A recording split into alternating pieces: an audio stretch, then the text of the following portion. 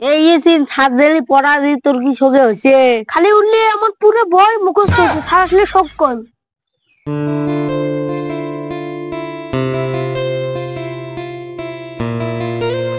আসসালামু আলাইকুম। ওয়ালাইকুম আসসালাম। বসো সবাই বসো।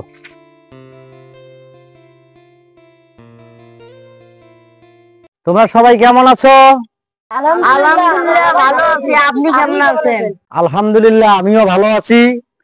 শোনো, আজকে তোমাদেরকে প্র্যাকটিক্যালে কিছু প্রশ্ন করা হবে। তোমরা সবাই ভালোভাবে সেই প্রশ্নগুলোর উত্তর দেবে। কি বলো তোমরা? ঠিক আছে স্যার। কাজল, তুমি একটু দাঁড়াতো। আচ্ছা কাজল, তুমি বলো তো বাংলাদেশ দ্বিতীয়বার কত সালে স্বাধীন হয়েছিল? 2024 সালে স্যার। ঠিক আছে, তোমার উত্তর সঠিক হয়েছে। তুমি এবার বসো। এই ইয়াসিন, এবার তুমি বলো তো চন্দ্র কোথায় থাকে? স্যার, চন্দ্র তো বলছো নিয়ে 3 বছর রাতে ঢাকা থাকে, ওর মাও অসুস্থ, তাকাতে দেখতে রেখে না। আরে ব্যাককল, আমি তোকে কোন চন্দ্রের কথা বলছি আর তুই কোন চন্দ্রের কথা বলতেছি? চুপ কর, তোকে দিয়ে কিচ্ছু হবে না, তুইও বসে থাক। সাজু, এবার তুমি দাঁড়াতো।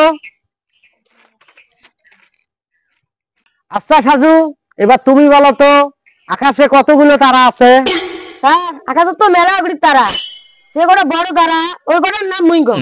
আচ্ছা কত দেখাম, কোন কটা তারা তুই নাম খবর পাস? বড় বড় তারা। স্যার, একটা ঘুরিয়ে তারা, আঁকি তারা, একটা সূত্র, একটা নয়ন তারা।